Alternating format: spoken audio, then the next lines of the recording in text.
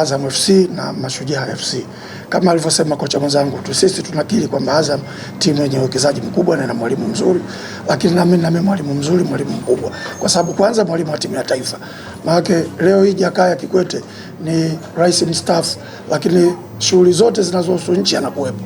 Hiyo ni heshima kwamba bado rais anaitwa tu rais mstaafu. Kwa hiyo na mimi ni kocha wa timu ya taifa, siwezi kusema mstaafu kwa sababu bado naendelea kufundisha. Naweza nikaitwa siku yoyote. Kwa hiyo ni kocha mkubwa. Kwa hiyo tunakutana makocha, mmoja wa timu ya taifa na vilabu vya ligi kuu, lakini mwingine mwalimu wa timu za taifa na mwalimu mkuu vile vile. Kwa hiyo timu yake iko vizuri na timu yangu iko vizuri. Tumecheza mechi mbili, moja ya ligi tumedraw na ya pili yake tunarudia leo. Kwa hiyo pointi ya kwanza tuligawana na sasa hivi tunarudi tena na pointi 3. Moja iko kwao, moja iko kwetu, moja iko TFF. Tunaenda kupambania.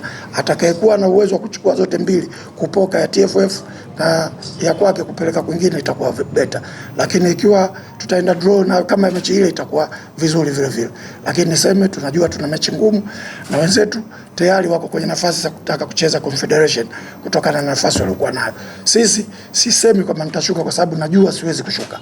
Lakini tunahitaji kupata point ili mradi tukae vizuri katika msimamo wa ligi ambao unaendelea hivi sasa, ligi bora ya NBC. Sisi tumejipanga vizuri kucheza na Azam. Azam ni timu kubwa, tunaiheshimu. Mechi ya kwanza tumetoka nao sare, FA wametufunga. Ila kikubwa kwenye mechi sisi tumetoka mbali. Kigoma mpaka hapa tuondoke bila matokeo sio kweli. Mimi naamini wanajeshi wenzangu kazi lazima tutaifanya fresh tu. Hamna shida kwa hiyo.